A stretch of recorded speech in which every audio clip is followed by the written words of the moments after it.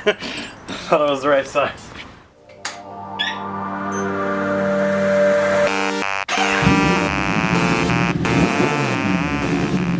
What's going on, guys? Motorcycle Boss again.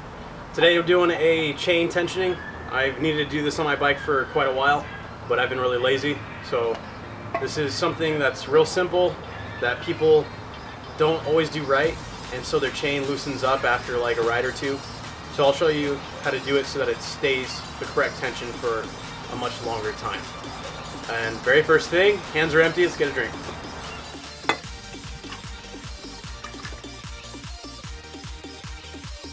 So first thing we gotta do, we have to lift the rear tire so that way we can rotate the tire freely, and that'll help us with getting the correct tension.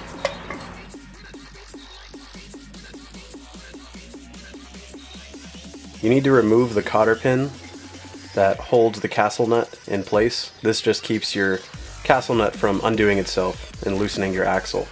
We're going to replace this later on.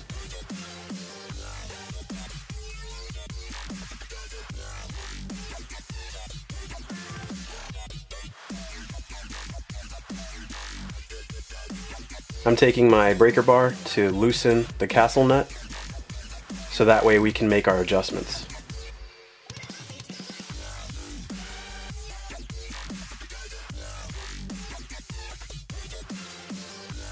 So we have to loosen the lock nut, and once we loosen this, this will allow us to adjust the tension. So this is a lock nut and this is an adjuster back here. So first we have to loosen the lock nut. Make sure you do this on the other side as well.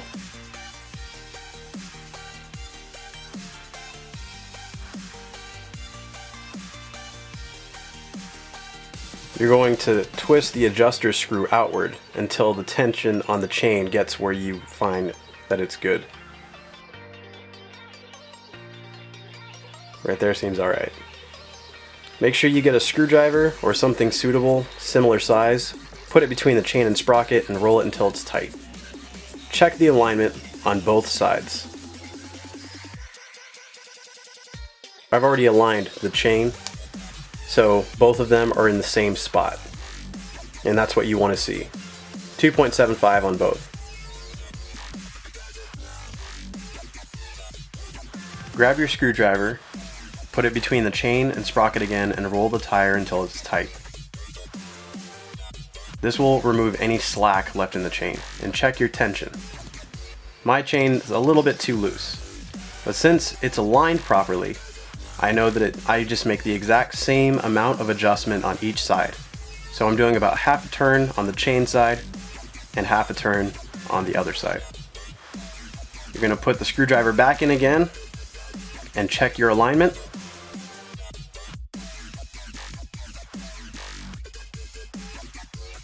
Remove the screwdriver and check your tension. You may have to repeat this step multiple times until your tension is correct. Now with the screwdriver between the chain and sprocket, you're going to torque your axle nut down to spec.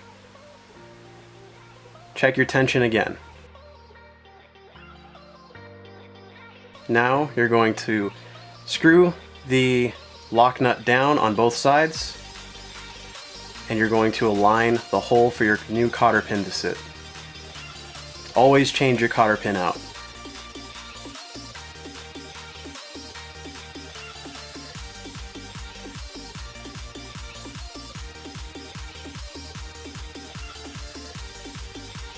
Just bend the little tabs over, and I'm going to be using a dead blow hammer. It's just got a soft end so it doesn't scratch anything, and then you can just pound that into place.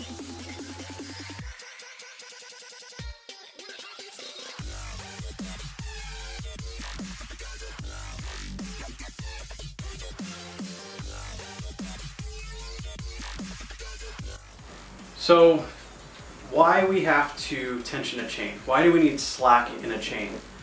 Answer is actually slightly more complicated than you would think. If you notice how there's a front sprocket and then there's a rear sprocket, the chain goes from one to the other and wraps back around. if you notice that the swing arm, which is the arm in the rear of the bike that holds the rear tire in place, that has the axle that goes through it, it has a suspension, rear suspension connected to it. Anytime you hit a bump, that swing arm moves up and down, and so does the rear tire. The reason that's important is the pivot point of the swing arm is between the rear sprocket and the front sprocket. Whenever that pivot point lifts the rear tire is now further away from the front sprocket than when it was lower.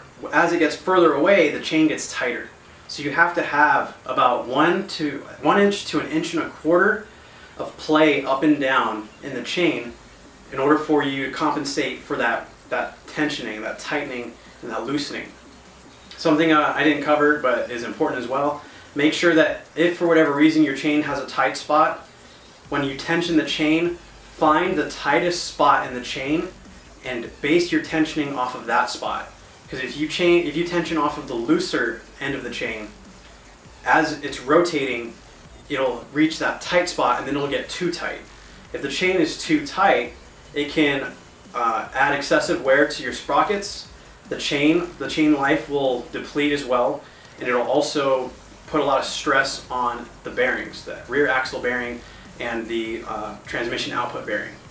And those are, like, the transmission output bearing is really, really expensive to get fixed.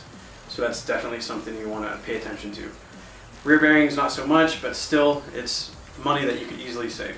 The steps I showed you, you might have to do maybe 2-3 times. So to end it, if you guys are new, this is the first time you see one of my videos, please subscribe.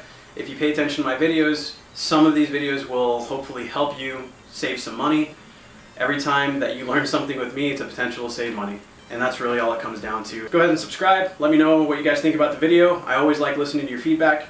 And any questions you guys have, please feel free to let me know in the comments. And I'll see you guys later.